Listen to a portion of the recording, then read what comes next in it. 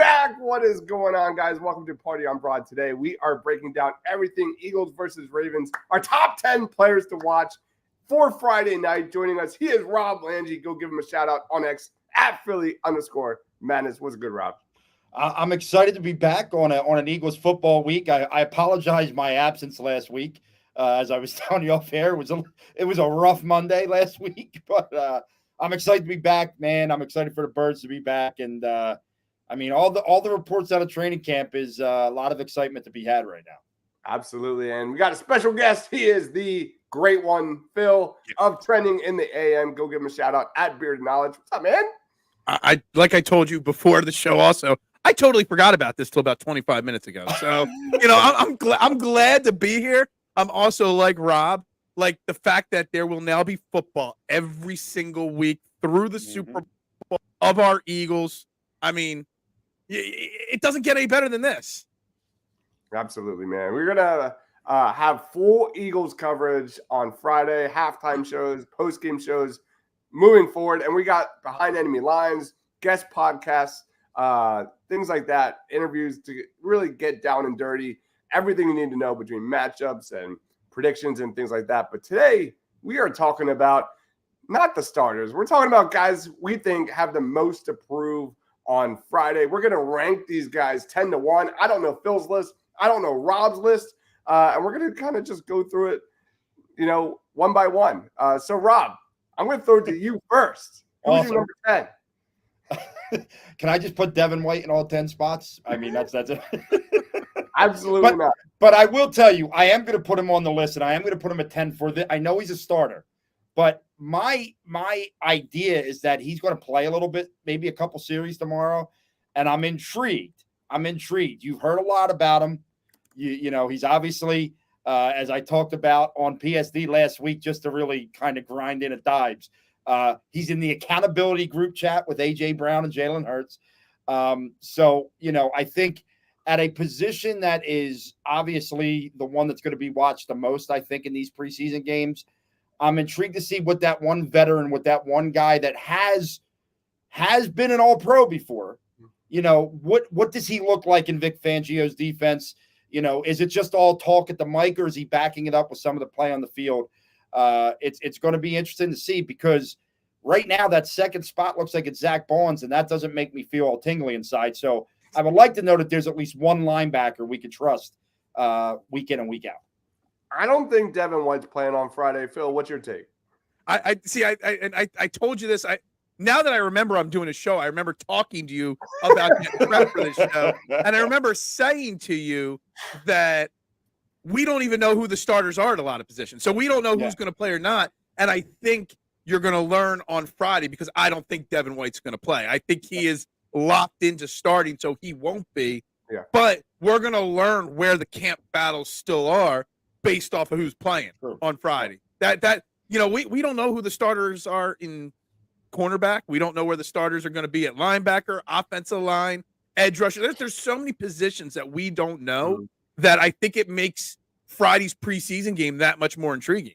Yeah, I agree with Phil. Devin White, Zach Bond, I think those are locks for 1 and 2 as the starters. But I will say, if you see Zach Bond on the field on Friday night, then that means he's not locked into that spot yet. Absolutely we think he is. We assume he is. But I think that there's more of a chance that Zach Bond plays than Devin White on Friday. Yeah, I tend to believe that, yes, the stock is high on Zach Bond now, but I think that would be stock that I would look at and go, I may sell now, because that could get lower as the preseason goes on. You just don't know.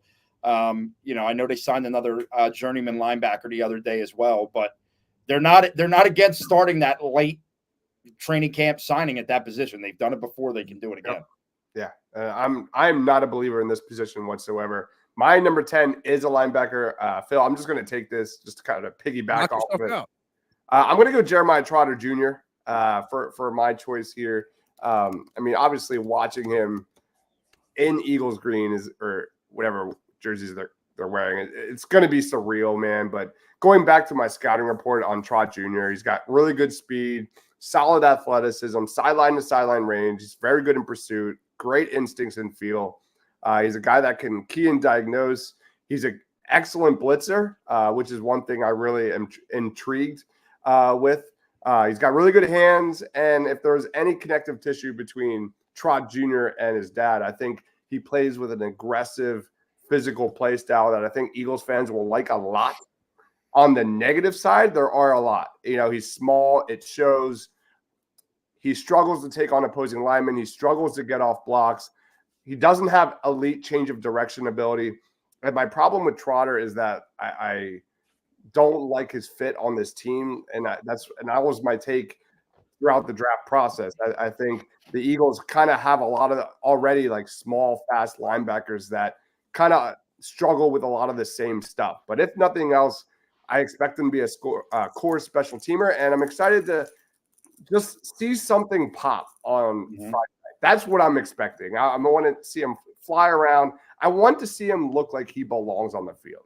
And he's my number 10. I think any list here is got to have Trot Jr. Phil, who's your number 10? Well, according to you, my number 10 is already Jeremiah Trotter Jr. So Oh, really?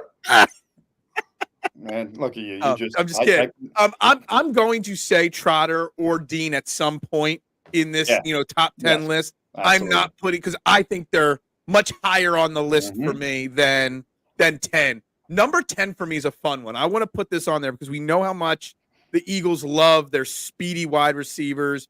All we've been told about for the last 2 years was Quez Watkins stretches the field and whatnot. I think there's a fun battle at wide receiver. The guy that I still think could make the team, but is the odd man out right now and could impress is John Ross. And I would like to see John Ross get 15 snaps, 20 snaps, see if he can stretch the field, maybe catch a deep one from Kenny Pickett or from Tanner McKee or Will Greer or whatnot.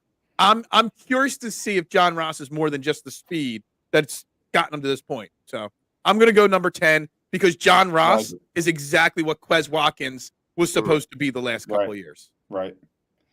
Yeah, backup Z to Devontae. I'm excited to see if that speed is as legit as they said during like the OTAs and things like that. He's definitely a fun one looking at that wide receiver 3 spot. But I have another wide receiver on my list. Yes, so do I. Should we just run into it? He was going to be my number 9 anyway. So yeah, why don't you say? Because I have a feeling it's the same guy. Johnny Wilson. Yes, sir. Yes, sir.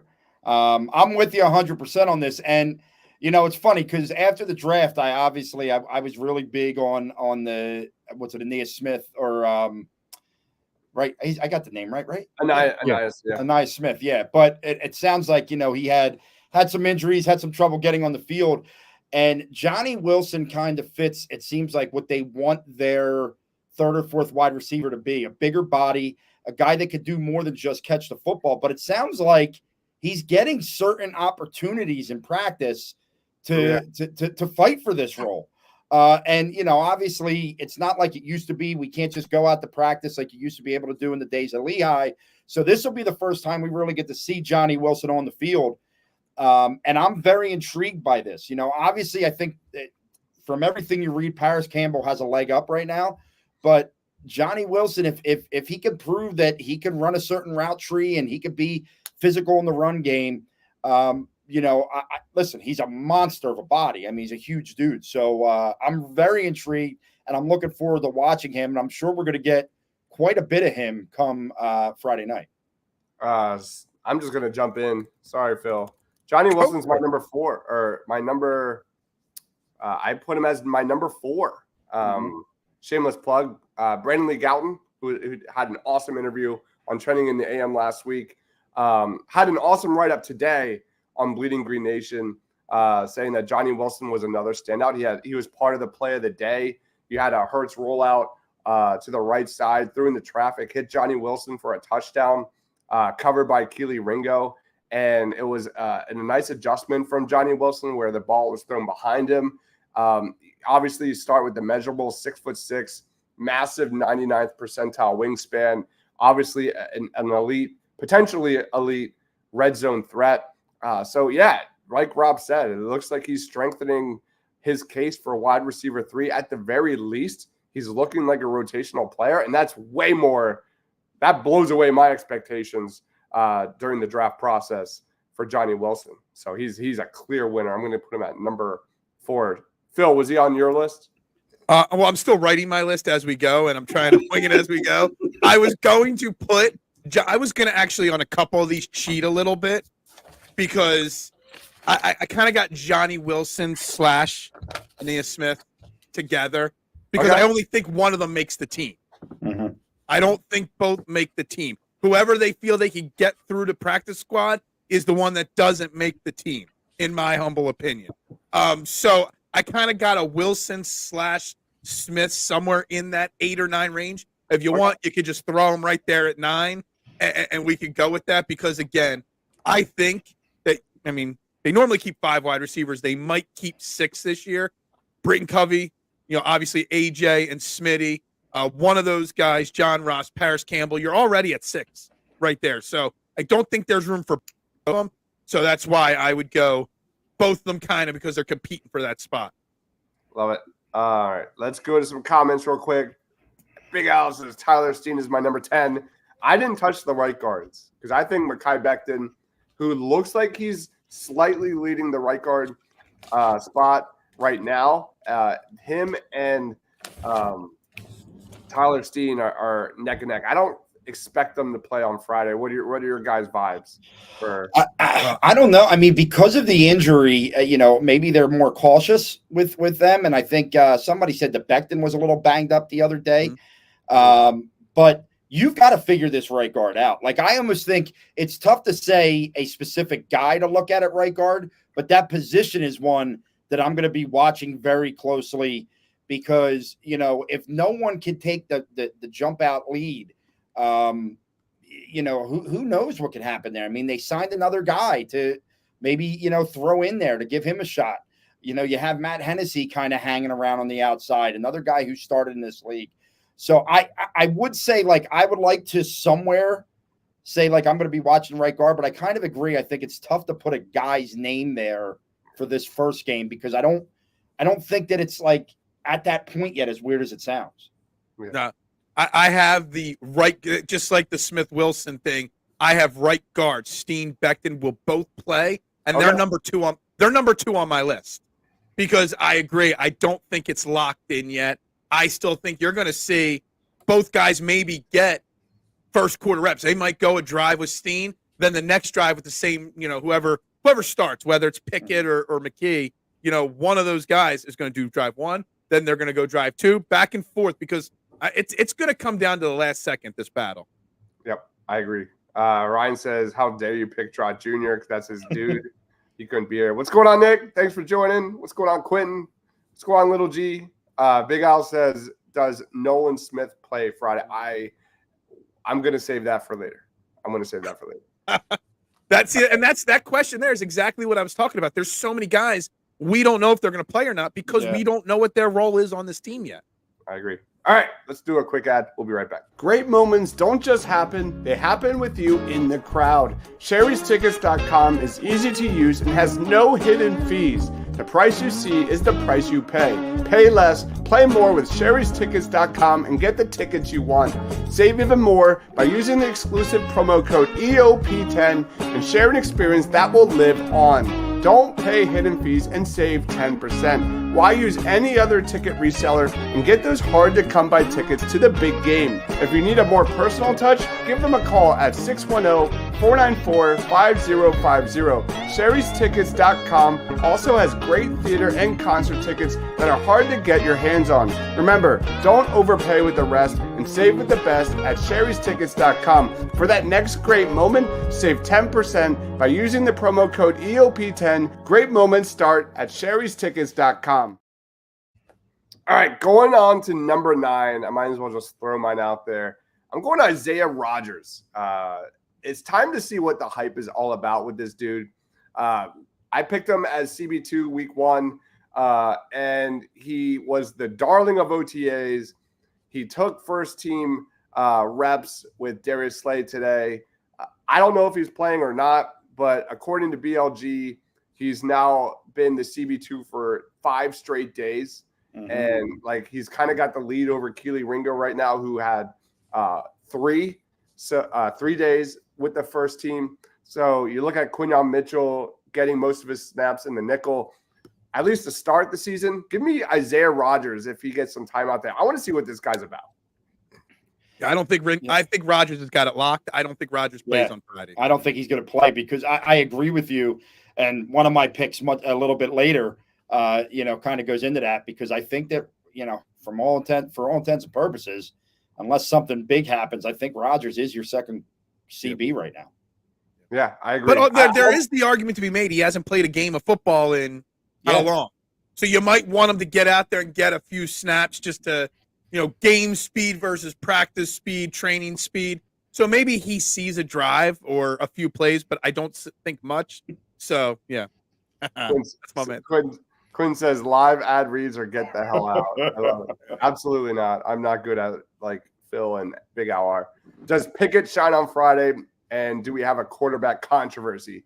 Stay tuned. That's on my list maybe at some point. We'll save that for a little bit. James Bradbury is he's a lot higher on my list than 9, Big Al. All right. I refuse to put him on the list because I heard it on the radio today and I kind of agree. Howie's sitting there going, I wonder what defensive back gets hurt this weekend, and I can make a phone call and be like, hey, guys. Well, the Rams cornerback already went down. Yeah, they can be like, guys, we got a former All-Pro over here. Like, he's fine. I mean, we were going to start him this year, but, it was all about injury last year. We could give him to you for, a 5th or a 6th if you want. Yep. I can see Howie pulling that off. All right, I'm just going to say it then. I'm just going to throw it out there. James Bradbury's number 5 on my list. Do it. Because James Bradbury is making this team. He is. Wow. Unless something crazy happens. If he wasn't making this team as a safety, they would have already signed Justin Simmons.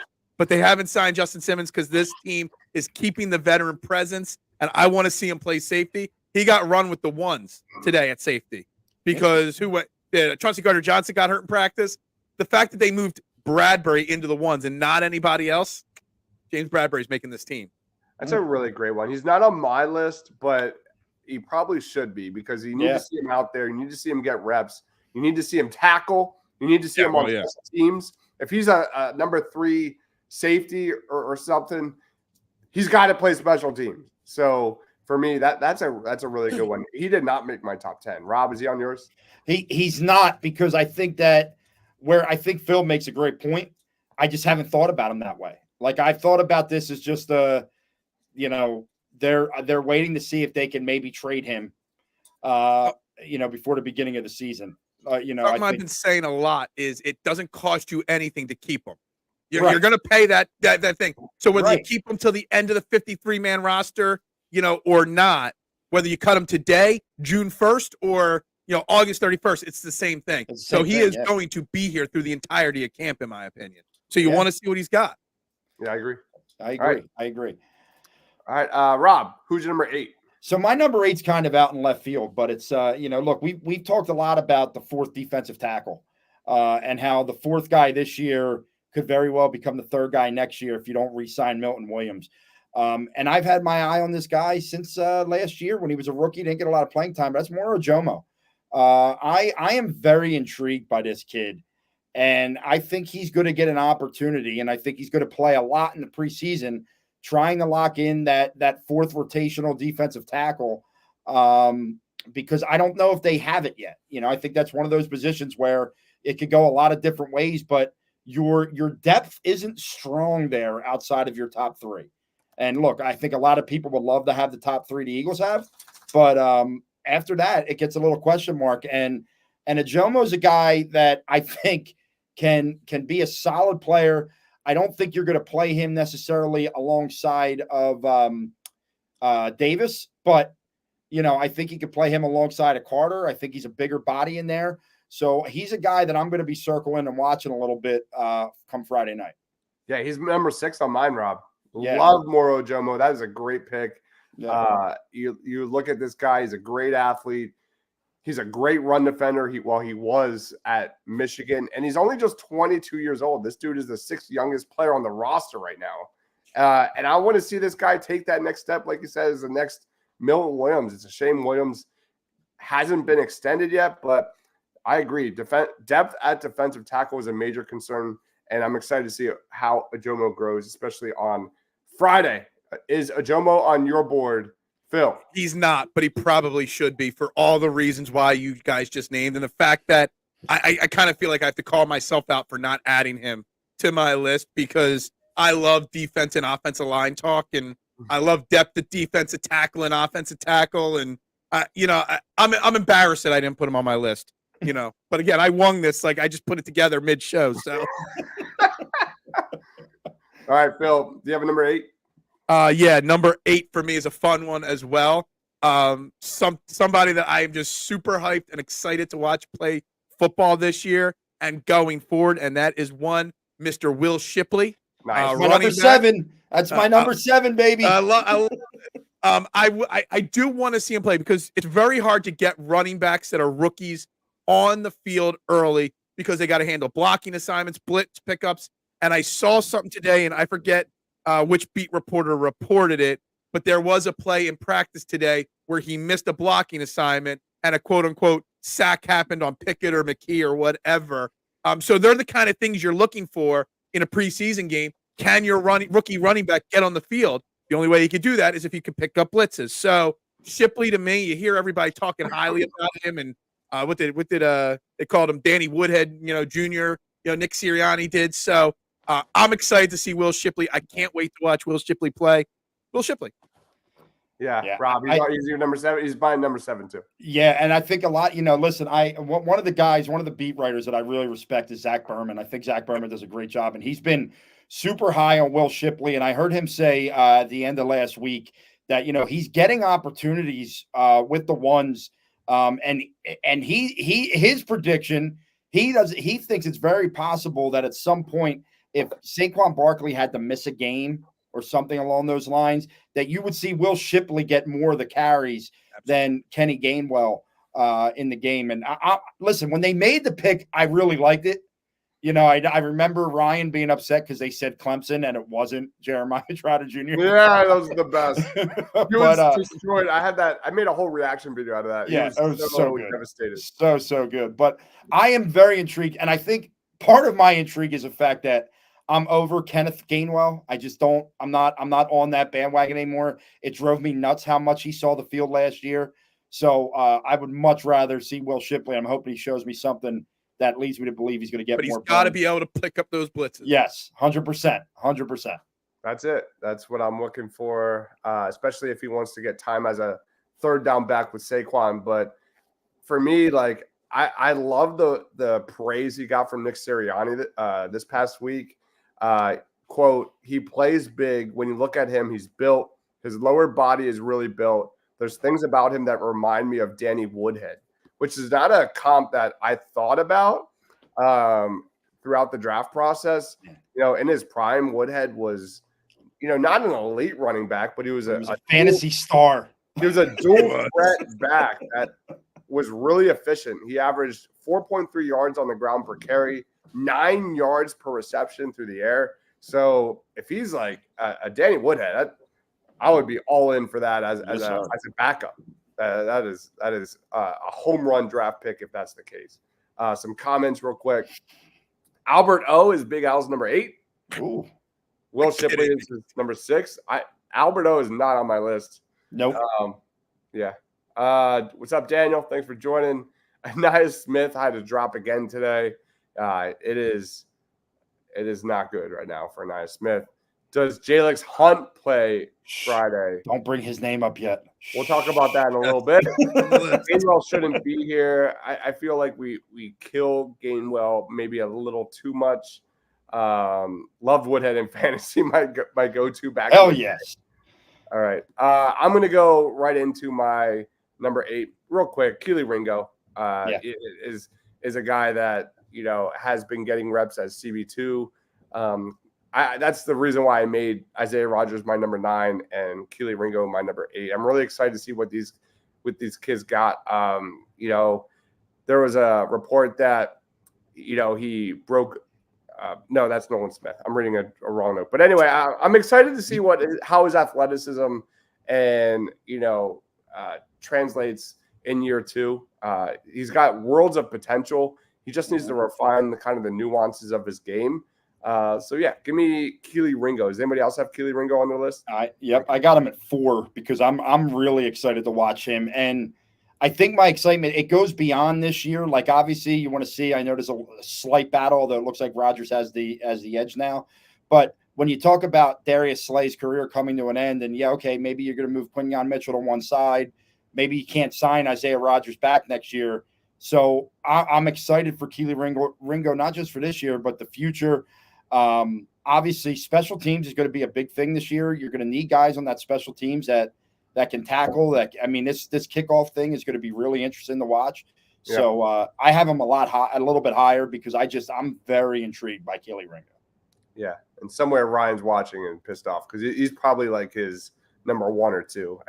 He was his pick for CB2. Let's go to a quick ad. We'll be right back. If you're a Philly sports fan and you want to travel with your favorite team, then travel with the best. If you want to travel with the pros, then go to phillysportstrips.com. Philly Sports Trips features premium travel and tailgating experiences for the best fans ever the Philadelphia sports fan. Philly Sports Trips has self-travel packages and full travel packages available with round-trip flights for Phillies, Eagles, Flyers, Sixers, and even the Union. They even offer day trips for more local games. Go to phillysportstrips.com, sign up immediately, and tell them EOP sent you. Do not forget, Philly Sports Trips has all the away trips for the Eagles' upcoming 2024 season, including the Brazil trip week 1. Jump on it now before you lose out on all these great opportunities. Go to phillysportstrips.com and don't miss the next great Philly sports moment.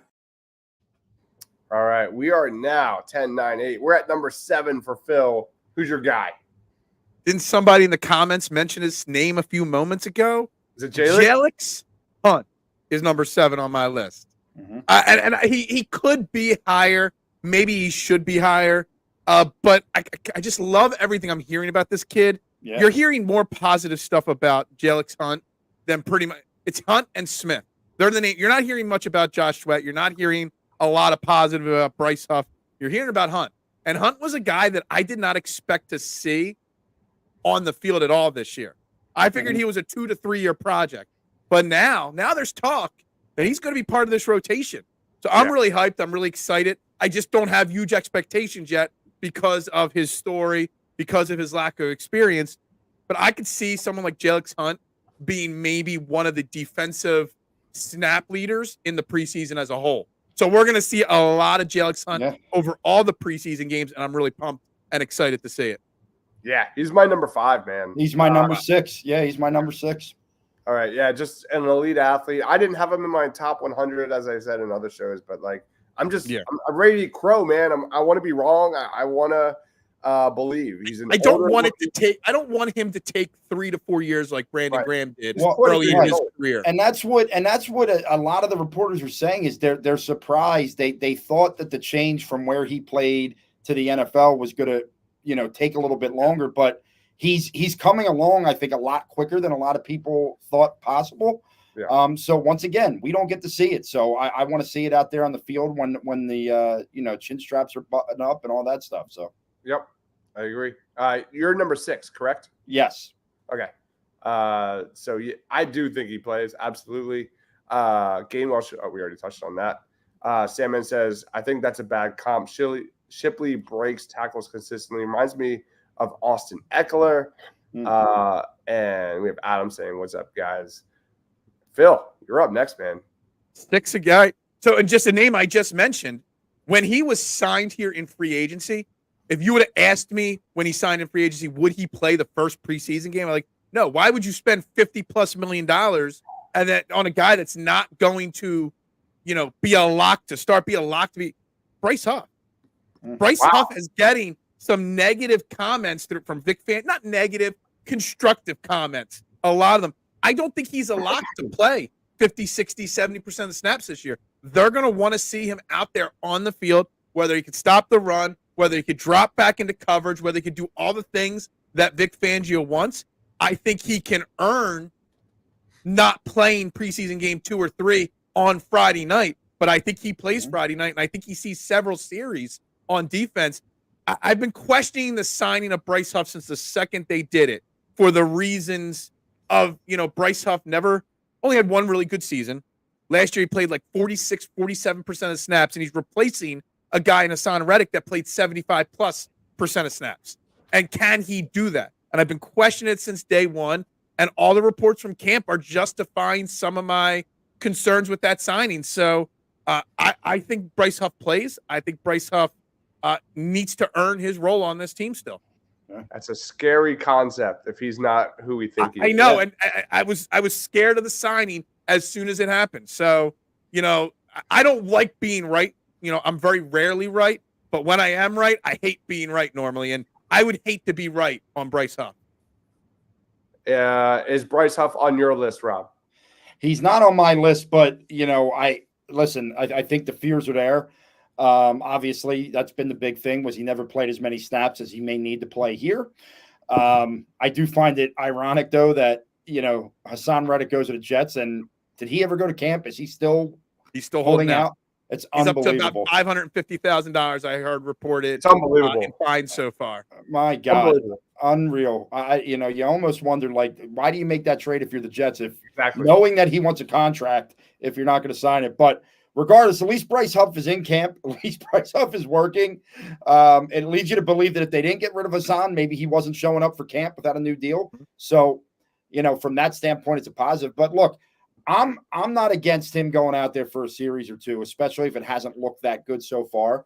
It'll be interesting to see. I mean, I think the next guy that I talk about is a guy that people may not think is going to play, but I think he should. So, I mean, I'm all about seeing what's going on there. All right, Rob, you're on deck. All right, I'll go with it. And look, I just when you have rookies in the NFL, unless they are top 2 or 3 at their position, I think they got to play. And yes, right now it looks like Quinyon Mitchell is going to be your inside slot corner, but I don't think you cannot have him play in preseason game number 1. And I think he's got to play, especially because I think you got to understand that he's still in a competition. Now he may have the lead. But, there's guys like Avonte Maddox out there that's a veteran that knows that has been playing here for years. So I want to see him. I want to see Mitchell out there. I want to see what he's got. I want to see what he's doing. I want to see, because a lot of people weren't sure about him on the inside. Now, it sounds like it's working out well, but I want to see it in game and how he handles that, because that was a position that really hurt this team. Yeah. I'm excited to see his athleticism, man. Just click and close, read and react. That's what this guy is all about. And I want to feel justified in that draft pick, because I was actually looking back at some old shows, and I remember during the draft process, we did an Eagles draft superlative show. And one of the questions was the Eagles draft pick that makes you think Howie Roseman for president. And I literally, in my notes, Quinyon Mitchell falls and the Eagles draft him. So I want to feel right about that one. Phil, did you have Quinyon on your list? I do have Quinyon in my list, and for all the reasons you guys just said, at times 10, he's number 1 on my list. Nice. Because when you draft a cornerback, you haven't drafted a first-round cornerback since Lito Shepherd. You expect him to be on the field week 1. Unfortunately, he is being beat out by Isaiah Rodgers and Keely Ringo right away. I want a first-round pick to pay dividends week 1 immediately as much as possible. Quinyon Mitchell, I am so hyped about this kid. I think he can be the next great cornerback in Philadelphia Eagles history. I want to see it. And I don't want to wait till the regular season. I want to see it Friday night. Maybe I'm just more fanboy putting him at number 1 than analyst or content creator. But I'm just excited as an Eagles fan for Quinyon Mitchell, and I can't wait to see him on the field.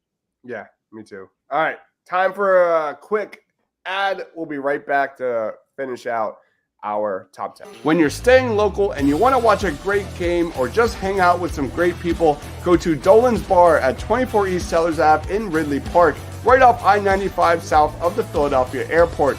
For over 65 years, Dolan's has thrived because of one reason: the amazing people of Philadelphia. Great music, great times, memorabilia, giveaways, great drinks, and great food. You never know when a former Philly sports icon walks through that door. You go to Dolan's at 24 East Sellers Ave, Ridley Park in the 19078 Tell PJ that EOP sent you. Go to dolansbar.com or follow them on Twitter, Facebook, Instagram, or TikTok. All right. We are now at 1, 2, 3, 4 for Phil. Phil, who's your number 4 player? Tanner McKee. For the McKeesters out there. Who doesn't love a quarterback controversy? I don't even remember who reported it yesterday or today that McKee might be slightly outshining Kenny Pickett.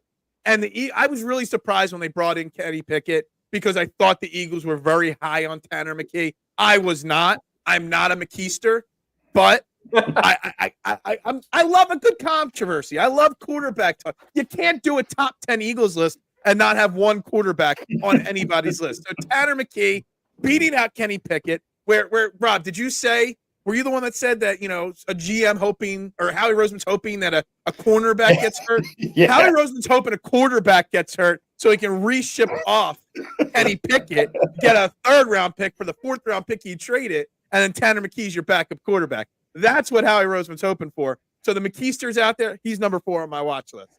I love it, man.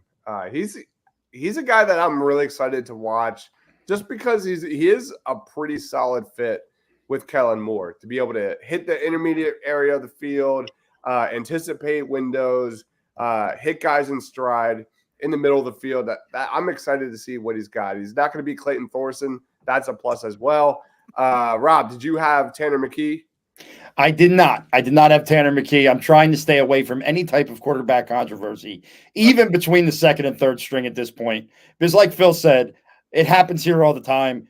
And I don't know. I'm spent. I'm trying to appease the fans here, All right. I'll go since Phil has kind of gone a couple times here.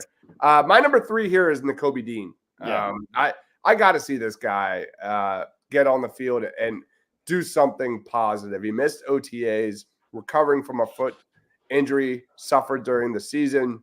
Since then, he's been clearly 2nd team defense behind White and Bond during training camp. He had a good moment during practice today. Apparently, he bulldozed Shipley and Pickett on a blitz, causing both of those guys to go to the ground. My expectations have really dropped when it comes to Nakobe Dean. I'm really just hoping this guy can pack a punch, deliver some thunder as a blitzer. And I don't expect much from him in coverage. I'm hopeful on Friday the game doesn't look too fast for him. And, he's had a lot of time in the system, and I'm just concerned at this point. So give me Nakobe Dean as a guy on a short list of guys that really needs to prove himself. Give me Nakobe Dean. Yeah. He's number 3 on mine as well. Yeah, and he's number 2 on mine. And I look at Nakobe Dean through the eyes of a father. No, I'm not saying I'm Nakobe Dean's father. Don't start rumors out there. I am not Nakobe Dean's father. But my depression in the fact that he hasn't done what we had expected at this point is so immense. Like, it's so upsetting to me that Nakobe Dean hasn't turned into the player that we all thought we were getting. And this is it. I believe this is the final shot. I mean, this is it. I don't think, they're going to keep him around if, he's not playing well enough and he's not your 2nd or 3rd linebacker. If he's got to be like your 4th or 5th, they're not going to keep him. And that would hurt me. That would hurt my soul. So I feel like I'm in that, and anybody that's a father knows what I'm talking about when your kids play a game. And, I'm doing it now with my 9-year-olds. They strike out or they don't make the play that you want them to make it. It pierces your heart. It's like literally a dagger to your heart. And I feel that way with Nakobe Dean right now. So, I really want to see, good play out of him come Friday night. You basically stole my line. I was going to say the same thing. I don't think he gets cut. I think he makes the team no matter what. But this might be the last training camp we see of Nakobe Dean. Yeah. And that breaks just like you. I was probably in the last 3 or 4 years, Nakobe Dean was one of the most hyped people that I was excited for draft-wise. And, he might – honestly, I'm now trying to convince myself there's even a chance that he gets cut. I don't – if he doesn't really play well. Maybe he's a final roster cut. I don't know. It's kind of crazy to even think that's debatable at this point. I know. It'd be so sad. I almost bought a jersey after they drafted him. That's how confident I was in the pick. Yeah. I'm very glad I didn't because I've only done that one other time, and man, that one turned out pretty bad. But oh God, we're not going down that road. All right. I guess I'll go number 2. I went Milton Williams. Do you think he plays Friday? Because I'm shocked you guys haven't had him on your list. I think because I don't think that the top. I mean, I don't think Milton Williams plays. I don't think Jalen Carter plays. I'd like to see Jordan Davis, but you know how Nick Sirianni is. I don't know if any of those 3 guys are going to play. I don't think any 3 of those guys play either. I'm a huge Milton Williams fan. I want him locked up long term. I want Milton Williams here for the future, and I'm shocked he hasn't been signed yet. Yeah, I'm a little disappointed. I see no scenario where Milton Williams is playing on Friday night. Yeah, all the extensions they did this offseason, I would have loved to have seen them get a deal done with him as well. Yeah. He's so vital. Easily on a candidate to be one of the breakout stars of the Eagles defense. One of the biggest beneficiaries of Fletcher Cox moving forward in his, career. But Rob, who's your number 1? My number 1 is a guy that may, I don't know, maybe people don't think he's going to play, but damn it, he needs to play. And, earlier Phil brought up and I'm the same way. When we draft a guy in the first round, I want them making a difference right away. This guy didn't do that. Now, there was a lot of guys here, but Nolan Smith is the guy that I'm watching every single snap he's in the game because it's time. This was a guy that people thought the Eagles would have taken at 10 that year, and they got him at 30. And it didn't work out last year. It did not work last year. That doesn't mean that it's not going to work this year, but everything's like, look, you got a question mark in the $50 million man in Bryce Huff on one side. Hassan Reddick is gone. It's like Nolan Smith has to be that guy. He's got to be the edge rusher that they drafted out of Georgia to wreak havoc. And, we're going to find out, I think, pretty quickly. Yeah, Nolan Smith all the way. He needs to be the guy. He has to be the guy. He has to be the guy that turns into a cornerstone, a major rotation guy for the Eagles this season. With all the Bryce Huff concerns throughout training camp, Nolan Smith Vic Fangio has to be the guy that unlocks that guy's athleticism and rushing the passer. And I talked about this on Phil's show. Like, I need to see this guy in creative disguise blitzes and things like that. Not just a straight up edge rusher. He needs to be a guy that's a jack of all trades, moving all across the defensive line.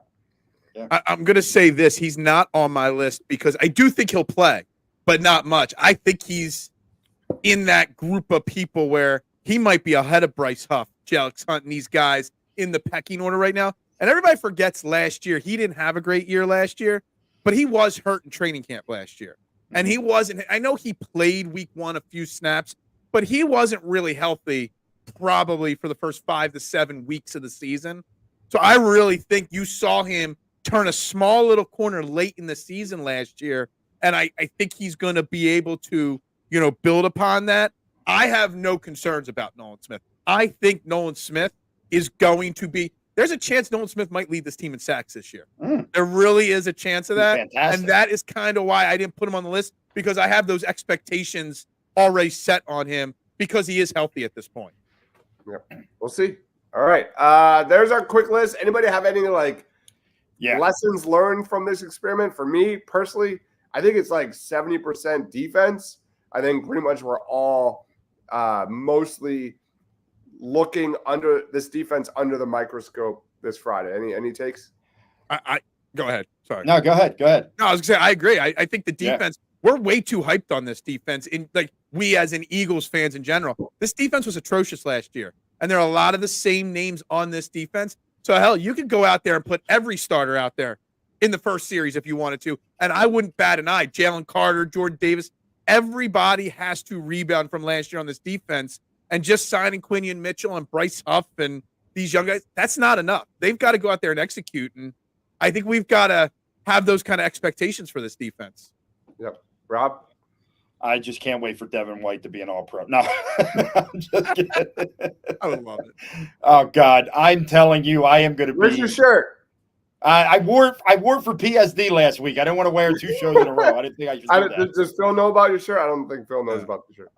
Phil, I made a like Nike dry fit $65 shirt with a big hill with a man on top of it, and in the hill it says Devin White will be a stud, my hill to die on. So I'm living it out. I actually don't disagree with you on that. Yeah. Good, Phil. You can join my hill. Come and join my hill. I don't know. I'm not really good at climbing hills. I'll have to see how steep the hill is first. Phil, I'm a terrible climber. I plan on falling flat on my face, but I'm going to try. Devin White was an All-Pro 2 years ago or 3 years ago. Why can't he do it again? You know, he's only 26. You would think Devin White is 47 years old the way people talk about him being washed. He's 26 years old. I don't even remember being 26. Change of scenery.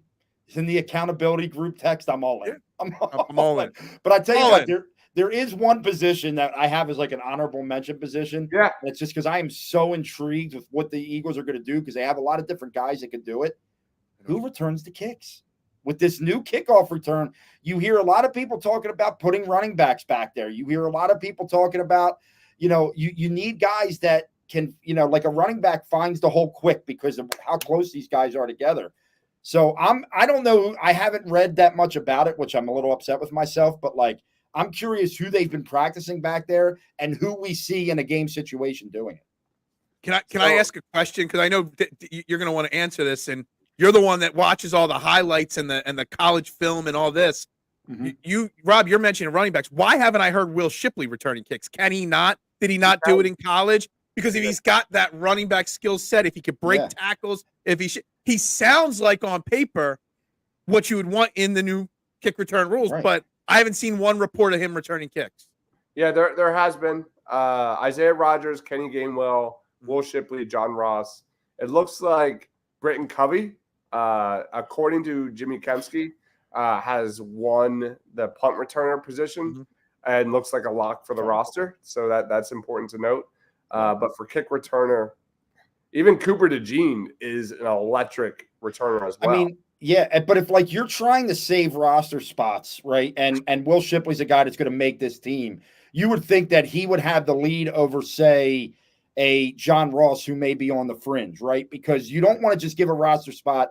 But at the same time, I am of the mind of I went to a game years ago. It was a season opener in Green Bay, and they decided they didn't need a kick and punt returner on the roster, and they fumbled 2 and lost the game on a last-second field goal because they fumbled a punt return at like the 10-yard line with like 20 seconds to play. So like it's an important position, but it's also a position that you're going to get opportunities to return kicks. So your special teams better be as good as it's been in a long time. Now they were better last year, but they were great last year. Yeah, but they've got to really make sure that when they're drafting guys, especially if they're guys that may not be playing, that they can be really good special teams players. And I agree with Phil. If Will Shipley's going to be your third running back, why not? Like if Isaiah Rodgers is your I was just going to say, do you want your starting cornerback as your kick returner? Though. No. Yeah, I don't want Rodgers returning kicks if he's starting opposite of Darius Slay. Right. Yeah. Steve says, I love the new kickoff. I like to see John Ross in some kick return. Yeah, we'll see. I'm sure you'll see 3 or 4 guys if you get enough kickoffs on Friday. You're going to see them back there. Agreed. Yep.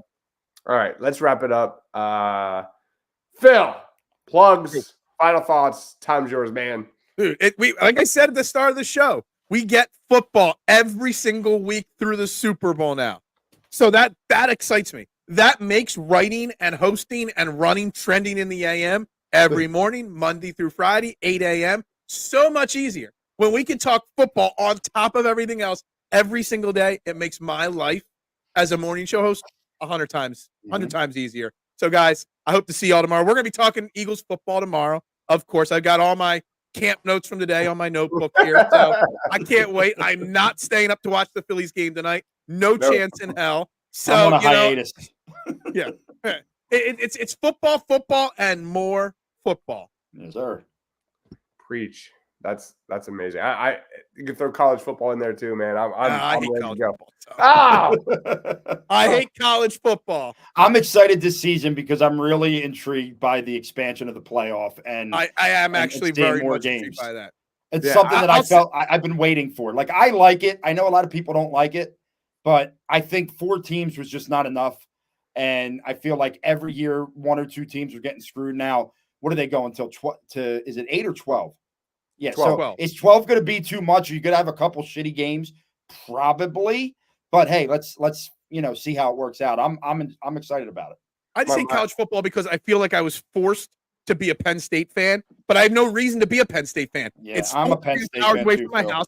I never went to Penn State. I have no team that I cheer for. So I watch college football if it's a good matchup, but I don't feel emotionally invested to college football. Yeah, see, I cheer for Penn State's always been my squad, but I got to say it's so frustrating because I go into every season going, they're going to start the season undefeated, and then they're going to lose to Ohio State and or Michigan, and the season's going to be over. But in a 12-game playoff, if they lose 1 game to Ohio State, they're going to maybe get into the playoff, and then, hey, let's have some fun, So that's why I'm excited just to see those teams that maybe lose 1 or 2 games that never have a chance. Now maybe they could get hot, and who the hell knows? I think it's a really deep year. I think there's a lot of great teams. I think it's going to be so much fun. Quentin says, Phil, do we beat the Chiefs? He asked me this question on the morning show, and I told him I didn't have an answer because it was too late in the show to even think about it. And I still don't have the answer. So I just wrote it down. I will bring that question up tomorrow. I will bring that up tomorrow. No, they don't win because if Jonathan Gannon's still your defensive coordinator, nothing else matters in that friggin' game. Rob, final thoughts? One final thought is I want to know where all the media coverage is of Jalen Hurts and Nick Sirianni riding around in the golf cart today.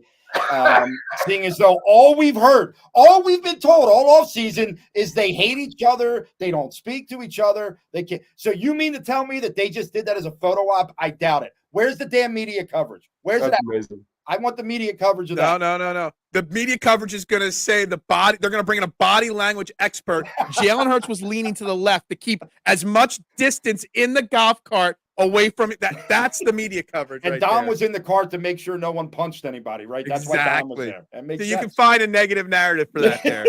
That makes sense. But no, you can catch me here every Monday night. Catch me on Philadelphia Sports Disorder Thursday night, 6:30 this week. I have 2 topics for you this week. One, we're going to be in full preview mode for the 24 hours later and the Philadelphia Eagles playing. And 2, where should our concern level be with the Philadelphia Phillies? And I want to talk about it, and I want to talk about it realistically because I think a lot of people are in the Phil world. I'm not saying that there is no concern, but I think we need to temper it a little bit. And we'll talk about that. So join me Thursday, 6:30. Come in, chat with me. We'll have some fun, and I'll be your therapist and tell you exactly how you need to feel. Love it. Real quick update. Last night, Ryan and I did a top 10 rankings of the top safeties in the 2025 NFL draft. Go check that out. Rob was making fun of me. Tomorrow night, we'll be doing Birds of the Roundtable at 8, more previewing the Baltimore Ravens game. And then, of course, Friday night, me and Shane, halftime, me, Shane, and Ryan for postgame.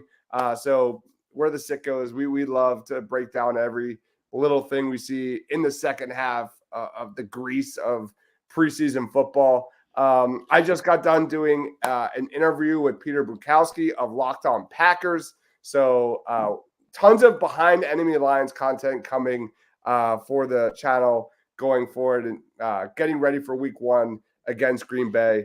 Yeah, I know. I just had to put that up there. Sorry, it's not my show. I don't like to do the comments on other people's shows, but I had to make sure that got up on the screen. Marshawn, that's our guy. Love that guy. I love Marshawn. I will say probably like the most views on this channel is that content. So I'm just going to throw that out there. But anyway, thank you everyone for watching. He is Rob Langy at Philly_Madness. He is Phil Stiefel. Make sure you check out Trending in the AM tomorrow morning, 8 a.m. I'll be on the show Friday talking Eagles as well at Bearded Knowledge. Thank you everyone for watching. We'll catch you next Sunday night at 8 o'clock. I think we're talking tight ends for the 2025 NFL draft. So for Phil, for Rob, for myself, stay awesome, everyone.